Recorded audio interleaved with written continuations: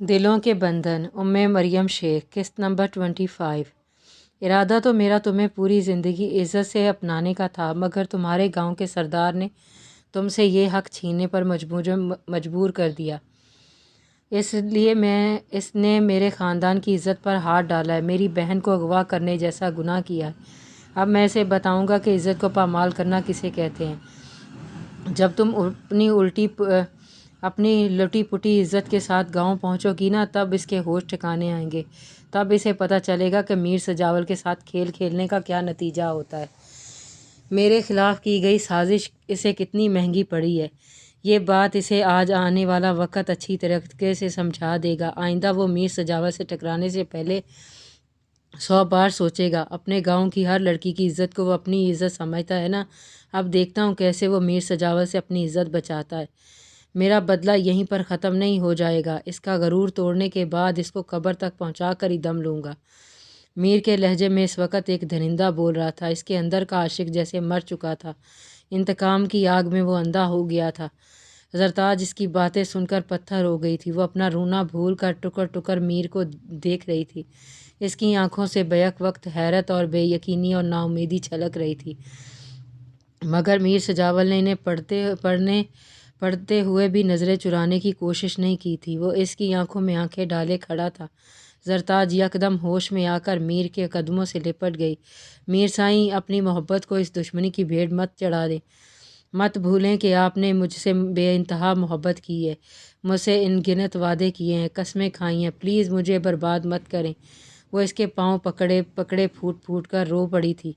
نہیں کی میں نے تم سے کبھی محبت، کوئی وعدہ نہیں کیا، کوئی قسم مجھے یاد نہیں۔ اس وقت مجھے صرف اتنا یاد ہے کہ تم معظم شاہ کی عزت ہو، اس کے گاؤں کی عزت ہو۔ میر سجاول نے دھاڑتے ہوئے کہا، ابھی آپ بہت غصے میں ہیں، دماغ کو ٹھنڈا کر کے سوچیں، اس میں ہم دونوں کی بربادی ہے، آپ کا یہ جذباتی پن ہم دونوں کو جدا کر دے گا۔ وہ بہت تحمل سے اسے سمجھانے کی کوشش کر رہی تھی۔ برباد تو میں ہو چکا ہوں، میں نے تمہارے عشق میں دنیا بھلائے بیٹھا تھا، نہ مجھے دشمنی کی کوئی فکر تھی، نہ اس گالی کی کوئی پرواہ۔ وہ مجھے زک پر زک پہنچاتا رہا اور میں اپنی تمہاری محبت کے خمار میں گم اسے ڈھیل دیتا گیا، مگر اب مجھے ہوش آ گیا ہے، وہ درستگی سے کہتا اسے اپنے قدموں سے اٹھا کر کھینچتا ہوا بیڈ تک لے آیا تھا۔ زرتاج نے روتے ہوئے بیڈ سے اٹھنے کی کوشش کی، مگر میر سجاول نے اس کے سر سے چادر کھینچ لی۔ زرتاج نے دونوں ہاتھوں سے خود کو چھپا لیا، وہ سر جھکائے بیٹھی تھی، مگر اس کے سامنے اس کا محبوب نہیں، ایک وحشی درندہ کھڑا تھا، جس نے اس دن اپنی وحشت اور درندگی دکھانے میں کوئی کمی نہیں چھوڑی تھی۔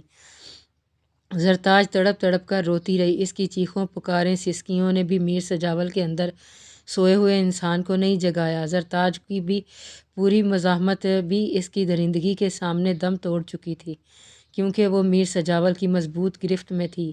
آج اسے محبت اور احترام سے چھونے والے ہاتھ نوچ گھسوٹ رہے تھے، بس صرف گھٹی گھٹی سی سسکیاں باقی رہ گئی تھیں۔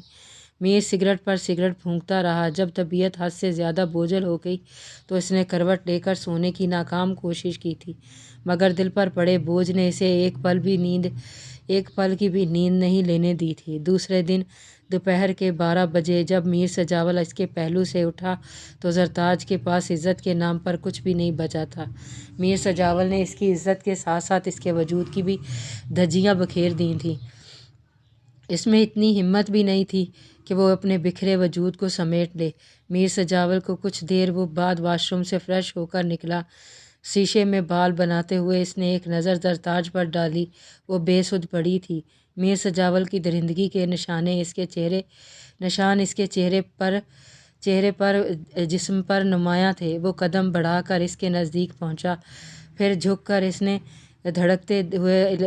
ادھڑے ہوئے لباس کو سمیٹا۔ چھونے پر احساس ہوا وہ شدید بخار میں پھونک رہی تھی۔ ایک لمحے کو میر سجاول کے دل کو کچھ ہوا، مگر دوسرے ہی پل اس نے خود پر بیگانگی طاری کر لی تھی۔ وہ خود کو کسی قیمت پر بھی زرتاج کی محبت میں کمزور نہیں کرنا چاہتا تھا، اس لیے ذہن سے ہر سوچ کو جھٹک کر اسے جلدی بازوؤں میں بھر کر بیسمنٹ سے نکل آیا تھا۔ میر نے اچھی طرح زرتاج کو چادر سے کور کر دیا تھا تاکہ کوئی بھی اس کے پھٹے ہوئے لباس سے اس کے جسم کا ذرا سا بھی حصہ نہ دیکھ سکے۔ پتہ نہیں کیوں وہ اب بھی اتنی احتیاط کر رہا تھا، جبکہ وہ اسے خود پوری طرح برباد کر چکا تھا۔ وہ لاکھ اسے چادر سے چھپا دیتا مگر زمانہ اس کے ساتھ کیا سلوک کرنے والا تھا اس حقیقت سے وہ انجان نہیں تھا۔ اس نے بے ہوش زرتاج کو گاڑی کے پچھلے حصے میں ڈال دیا اور خود فرنٹ سیٹ پر بیٹھ گیا۔ دونوں ہاتھوں کی انگلیاں بالوں میں پھنسائے وہ بے حد مضطرب تھا مگر چہرے کے نقوش انتہائی سخت لیے ہوئے تھے۔ اس کی آنکھوں میں ہلکورے لیتا اضطراب گزری شب کا احوال سنا رہا تھا مگر چہرے پر کسی پچھتاوے کی پرچھائیاں تک نہیں تھیں۔ گاڑی سست روئی سے فارم ہاؤس کے گیٹ سے باہر نکلی تو اس نے سر سیٹ کی پشت سے ٹکا کر آنکھیں سختی سے بند کر لیں۔ اماں، میں نے کسی کا بھی کبھی برا نہیں چاہا اور نہ ہی میں اللہ پاک کی بنائی ہوئی حدود توڑنے کی کوشش کی۔ پھر کس جرم کی سزا کی صورت مجھے ملی؟ مجھ میں معظم شاہ جیسا جابر شوہر ملا ہے، ان کے نزدیک میری کوئی وقوعیت ہی نہیں ہے، وہ دل گرفتہ سی کہہ رہی تھی۔ عروش ماں کے گلے سے لگ کر رو پڑی تھی۔ سب کے سامنے تو اس نے خود کو کنٹرول کیا ہوا تھا مگر تنہائی ملتے ہی وہ ماں سے لپٹ کر دل کا بوجھ ہلکا کر رہی تھی۔ عروش، ایسی باتیں مت کرو، آپا سن لیں گی تو انہیں بہت برا لگے گا۔ تم اس رشتے کو تھوڑا وقت دو، خود بخود آسانیاں پیدا ہوتی چلی جائیں گی۔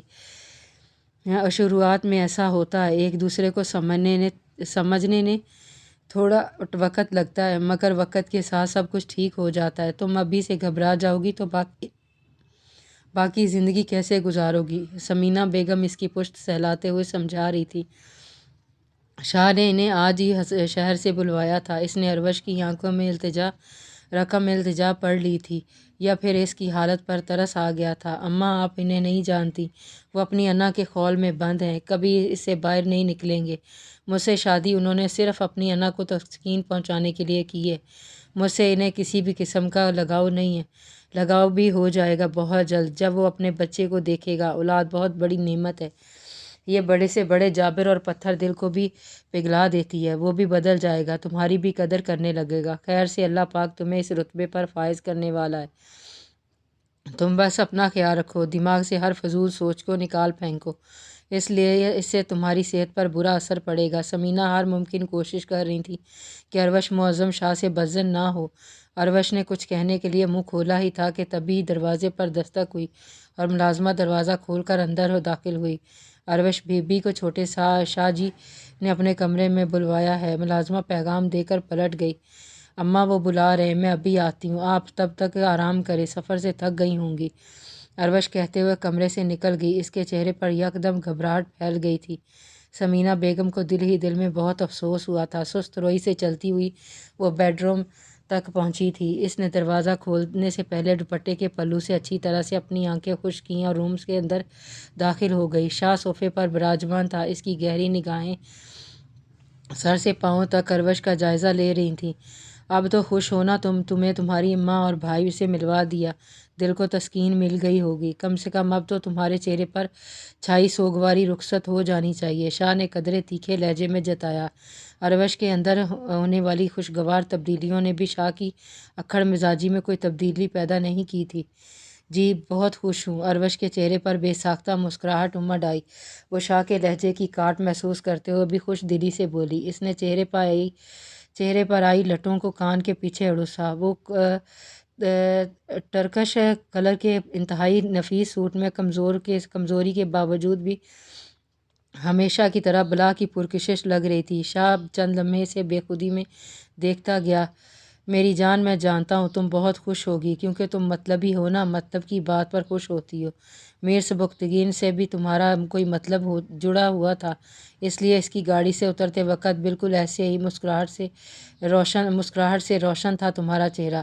شاہ مضبوط قدم اٹھاتا اس کے بے حد نزدیک آ گیا تھا، اپنا ہاتھ کی پشت سے نرمی سے اس کے گال سہلاتے ہوئے طنز کا تیر چلایا۔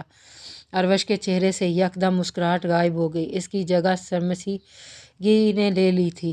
میں پچھلی 3 ماہ سے بالکل ایسی ہی مسکراہٹ تمہارے چہرے پر کھوج رہا تھا مگر میری ہمراہی میں ایک بار بھی یہ مسکراہٹ، یہ سکون مجھے ڈھونڈنے سے بھی نہیں ملا۔ اس نے عروش کے بالوں کو ذرا سا جھٹکا دیتے ہوئے زہر خند لہجے میں کہا، ان حالات میں میرے چہرے پر مسکراہٹ آ بھی کیسے سکتی ہے جب بات بے بات آپ مجھے کچوکے لگاتے ہیں۔ آپ جب تک یہ فطور تم اپنے دماغ سے نہیں نکالیں گے اس وقت تک نہ میری زندگی میں سکون ہو سکتا ہے اور نہ ہی آپ کی زندگی میں۔ جب میں آپ کی نظر میں اتنی ہی گناہ گار تھی پھر مجھ سے شادی کیوں کی؟ کیوں اپنی اور میری زندگی کو جہنم بنا دیا؟ عروش اس کا ہاتھ جھٹکتے ہوئے یکدم پھٹ پڑی۔ اس لیے کہ میں تم سے محبت نہیں کرتا، میں تم سے وہ کہنا کچھ اور چاہتا تھا، مگر عین وقت پر انا بیچ میں آ گئی اور شاہ نے لفظوں کے ساتھ معنی بھی بدل دیے۔ مائی ڈیئر وائف، میں تمہیں پہلے بھی کلیئر کر چکا ہوں، میں نے تم سے شادی صرف اپنی ضد پوری کرنے کے لیے کی تھی۔ اپنی ضد پوری کر کے میرے پیروں کو میں سروں کو نیچے دکھانے کے لیے میروں کو نیچے دکھانے کے لیے میں نے کبھی بھی کسی بھی حد تک جا سکتا ہوں۔ تم سے شادی صرف اس لیے ہی ضروری تھی، ورنہ ایسی لڑکی کی میری نزدیک کوئی اوقات نہیں جو مجھ سے پہلے ہی کسی اور کی منظور نظر رہ چکی ہو۔ وہ بے رحمی سے عروش کی تصفیق کر رہا تھا۔ اپنی ذات پر ہونے والی اس شرمناک تبصرے پر عروش کی زبان کنگ ہو گئی۔ وہ زخمی نظروں سے شاہ کو تک رہی تھی۔ مجھے اس طرح دیکھنے سے حقیقت بدل نہیں جائے گی۔ یہ معصوم صورت میر سبکتگین کو تو موم کر سکتی تھی مگر معظم شاہ کو پگھلا نہیں سکتی تھی۔ اس نے تلخی سے کہا، آخر میں نے آپ کا کیا بگاڑا ہے؟ مجھے کس بات کی سزا دے رہے ہیں؟ اتنی نفرت سے مجھ سے تو اپنی زندگی سے نکال باہر پھینکیں، مگر خدارا مجھے یوں زندہ درگور مت کریں۔ وہ شاہ کا گریبان پکڑے کھڑی تھی۔ عروش بی بی، اس خوش فہمی میں کبھی مت رہنا کہ میں کبھی تمہیں آزاد کر دوں گا۔ آخری سانس تک تم میرے ساتھ رہو گی، صرف میری بن کر۔ میرے مرنے کے بعد بھی میرا نام تمہارے نام سے جڑا رہے گا، اس لیے سنہری خواب دیکھنا چھوڑ دو۔ شاہ نے اپنا گریبان عروش کے ہاتھوں سے چھڑوا کر پھر اس کی ٹھوڑی کو جھکڑا۔ اس حرکت پر چند لمحے اس نے عروش کو غصیلی نگاہوں سے گھورا، پھر جھک کر اس کے ہونٹوں پر استحقاق سے بھرپور مہر ثبت کی اور بغیر کچھ کہے اسے دھکیلتا ہوا دروازے کی طرف بڑھ گیا۔ عروش خود کو سنبھالتے بھی بیڈ پر بیٹھتی چلی گئی، اپنی بے ترتیب ہوتی دھڑکنوں کو ہموار کیا۔ اسے شاہ کی خاموشی سے خوف تو محسوس ہوا، مگر اب اس نے اپنا معاملہ اللہ پر چھوڑ دیا تھا۔ عروش نے ہتھیلی سے آنکھیں رگڑتے ہوئے تہیہ کر لیا تھا کہ اب وہ اس شخص کے سامنے ایک آنسو بھی نہیں بہائے گی اور نہ ہی اس کو کوئی صفائی پیش کرے گی۔ زرتاج کا باپ دوڑتا ہوا پھولی سانسوں کے ساتھ اس جگہ پر پہنچا تھا جہاں زرتاج کے ارد گرد لوگوں کا مجمع لگا ہوا تھا۔ مجمع سے کچھ دور ہی اس کے قدم زمین نے جکڑ لیے۔ وہ پوری آنکھیں کھولے زمین پر بے ہوش پڑی زرتاج کو دیکھ رہا تھا، مگر اس میں اتنی ہمت باقی نہیں رہی تھی کہ جھک کر اپنی نازو پلی بیٹی کی بے آبرو وجود کو سمیٹ لے۔ وہ پچھلے 24 گھنٹوں سے دیوانہ وار اسے تلاش کر رہا تھا۔ ہر ایک کا دروازہ کھٹکھٹایا تھا، مگر اب وہ اسے سامنے تھی تو دل کہہ رہا تھا کہ اسے اپنی بیٹی ماننے سے انکار کر دے اور واپس پلٹ جائے، یا زمین پھٹ جائے اور وہ اس میں سما جائے۔ اجنبیوں کی طرح کیا دیکھ رہے ہیں؟ اپنی بیٹی کو انصاف نہیں دلوائے گا؟ زرتاج کی ماں نے اس کا بازو دبوچ کر کہا۔ ضبط کے باوجود اس کی آنکھوں سے موٹی لکیریں بہہ رہی تھیں۔ اس نے دونوں لوگوں کے بیچ سے رستہ بنایا اور جھک کر زرتاج کے بازوؤں پر اٹھا لیا۔ اپنی پشت پر ہونے والی چمگوئیاں جان لیوا تھیں، مگر اس وقت وہ اپنی بیٹی پر گزری قیامت سے بڑھ کر بھی کچھ بھی نہیں تھا، اپنی لٹی ہوئی عزت بھی نہیں تھی۔ اس کا رخ میر حویلی کی جانب تھا۔ مجھے اندر جانے دو، تمہیں رب کا واسطہ ہے، وہ چوکیدار کے سامنے گڑ گڑا رہا تھا۔ زرتاج کو بازوؤں میں اٹھائے حویلی کے دروازے کے باہر کھڑا تھا۔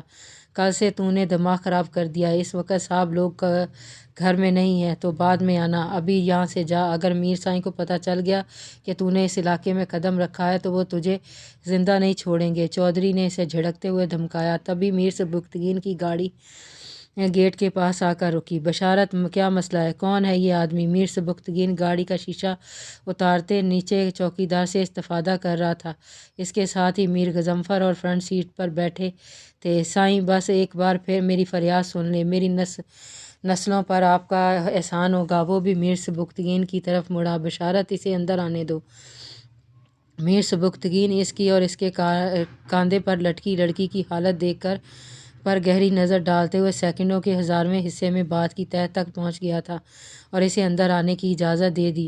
کہتے ہیں نا، کہتے ہوئے گاڑی گیٹ سے اندر لے آیا۔ میر غضنفر اور میر سبکتگین گاڑی سے اتر کر ایک ساتھ چلتے ہوئے حویلی کے اندرونی دروازے تک پہنچے، جہاں جہاں زرتاج کے ماں باپ اسے لیے کھڑے تھے۔ زرتاج کے باپ نے اسے زمین پر لٹا دیا اور جھک کر میر غضنفر کے پاؤں پکڑ لیے۔ میر سائیں، ہم غریب کے پاس عزت کے سوا کچھ نہیں اور آج وہ بھی سرِ عام نیلام ہو گئی۔ میر سجاول نے میری بیٹی کی زندگی برباد کر دی۔ وہ زاروں قطار رو رہا تھا۔ تمہیں کیسے یقین کہ اس کے ساتھ یہ سب میر سجاول نے کیا؟ میر غضنفر کی آواز کسی کنویں میں سے آتی ہوئی تھی۔ نہ سائیں، لوگوں نے بتایا کہ کل میر سائیں نے اسے ہی اغوا کیا تھا۔ انہوں نے چھوٹے میر سائیں کو اپنی گاڑی میں لے جاتے دیکھا۔ پھر گھنگریے کے بولا، جھوٹ بول رہا ہے، یہ پھنسا رہا ہے میرے بچے کو۔ ان بھوکے ننگے لوگوں کے پاس بس یہی پینترا ہوتا ہے اپنی خوبصورت بلاؤں کو اونچے گھروں میں بسانے کا۔ فائزہ بیگم بیچ میں بول پڑی، جو اطلاع ملنے پر فوراً سے بیشتر بائی نکل آئی تھیں۔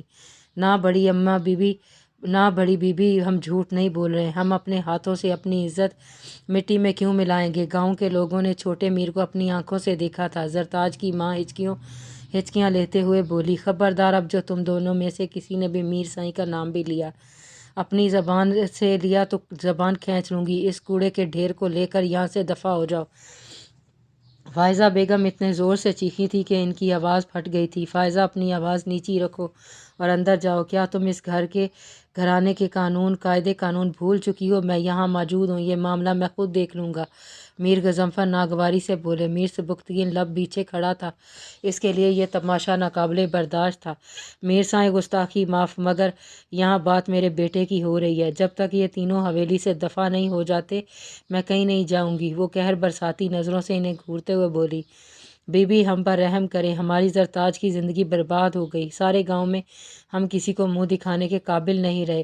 اب ہماری بیٹی سے شادی کون کرے گا؟ آپ لوگوں کو اللہ کا واسطہ ہے اسے اپنا لیں، یا ورنہ ہم اسے زہر دے کر خود بھی خودکشی کر لیں گے۔ ہاں تو کر لو خودکشی، تینوں کہیں جا کر ڈوب مرو، مگر ہمارا پیچھا چھوڑ دو۔ اس حویلی میں قدم جمانے کے خواب مت دیکھو۔ اس گند کو اپنے گھر میں لے جا کر اپنے گھر میں جگہ ہرگز نہیں دوں گی۔ تم نے حویلی کے وارثوں کو پھنسانے کے لیے زبردست چکر چلایا ہے، مگر میں تم جیسوں سے نپٹنا اچھی طرح جانتی ہوں۔ فائزہ بیگم نے نفرت سے کہتے ہوئے ان تینوں کو دھکا دینا شروع کر دیا تھا۔ رک جائیں فائزہ چچی، 1 منٹ رک جائیں، میر سبکتگین بلند آواز میں دھاڑا۔ فائزہ بیگم نے تیوریاں چڑھا کر پلٹ کر اس کو دیکھا۔ زرتاج سے شادی میں کروں گا، میر سبکتگین مستحکم لہجے میں بولا۔ فائزہ بیگم کے ہاتھ جہاں کے تہاں رہ گئے تھے۔ کنٹینیو، جاری ہے۔